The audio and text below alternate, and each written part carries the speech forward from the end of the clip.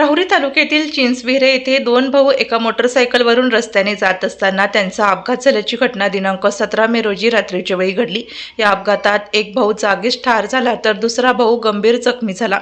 करण राजेंद्र लांडे वय वर्ष 19 राहणार राहुरी फॅक्टरी तालुका राहुरी हा तरुण व त्याचा चुलत भाऊ भैया असे दोघे जण दिनांक 17 मे 2026 रोजी रात्री 9 वाजेच्या दरम्यान मोटरसायकलवरून जात असताना चिंचविहिरे येथे त्याच्या मोटरसायकलचा अपघात झाला।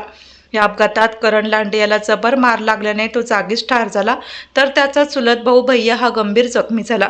घटनेची माहिती मिळताच रुग्णवाहिका चालक सचिन ढसाळ यांनी तत्काळ घटनास्थळी धाव घेतली। स्थानिक तरुणांच्या मदतीने करण लांडे व भैया या दोघांना राहुरी येथील ग्रामीण रुग्णालयात आणण्यात आले।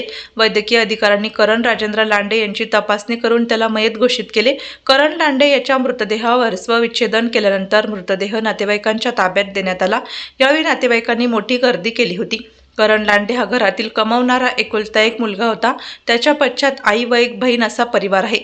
त्याच्या अकस्मात निधनाने राहुरी फॅक्टरी परिसरात शोककळा पसरली आहे। या घटनेबाबत राहुरी पोलीस ठाण्यात रस्ता अपघाताची नोंद करण्यात आली असून पुढील तपास पोलीस निरीक्षक संजय ठेंगे यांच्या मार्गदर्शनाखाली सुरू आहे। दरम्यान राहुरी तालुक्यातील वडनेर कणगर चिंचविहिरे ताहराबाद हद्दीत गेल्या अनेक दिवसांपासून बेसुमार अवैध मुरुम वाहतूक सुरू असून त्या वाहतुकीमुळे अनेक अपघात घडले आहेत।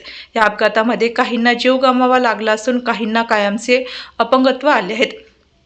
अनेक आंदोलने व निवेदने देऊनही अवैध मुरुम वाहतूक राजरोसपणे सुरूच असल्याचा आरोप नागरिकांकडून केला जात आहे। तसेच नगर मनमाड महामार्गाचे काम सुरू असून भारत कन्स्ट्रक्शन कंपनीची अवजड वाहतूकही या मार्गावर मोठ्या प्रमाणात सुरू आहे।